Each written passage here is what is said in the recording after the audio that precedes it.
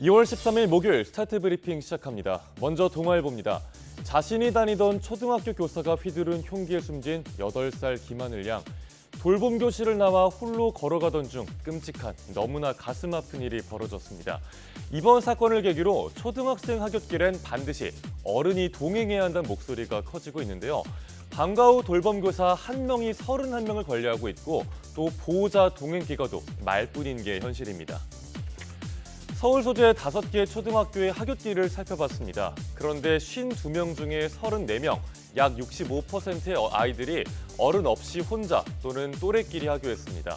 부모와 함께 하교를 한 건 18명뿐이었습니다.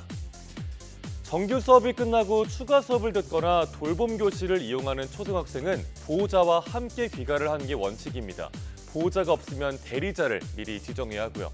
하지만 현실적으로 이 매뉴얼이 지켜지기는 어렵습니다.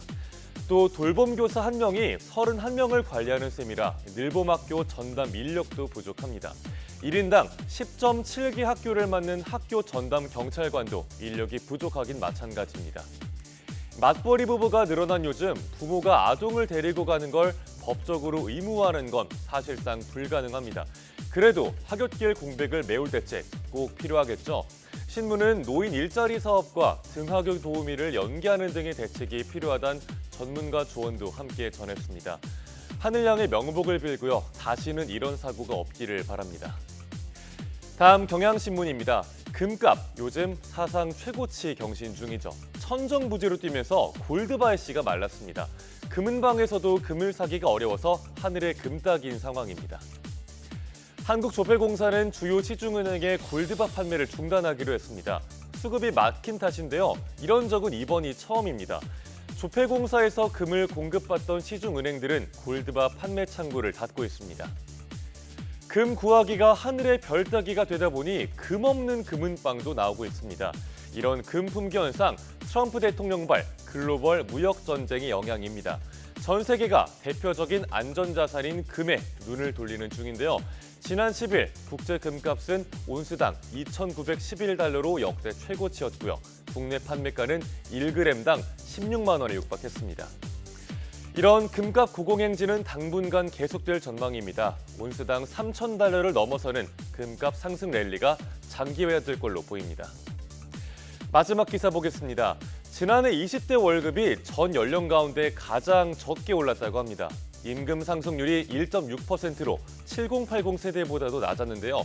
전체 물가 상승률이 2.3%였으니까 20대 소득은 사실상 뒷걸음질 친 겁니다. 지난해 20대 취업자가 받은 평균 임금은 전년보다 딱 1.6%만 올라서 234만 원, 2013년 이후에 가장 낮은 상승률이었습니다. 보시다시피 모든 연령대를 통틀어서 가장 낮은 걸 볼 수가 있습니다. 고임금 일자리는 장년층에 많이 쏠리고 기업들은 공채보다는 수시 채용으로 전환했죠.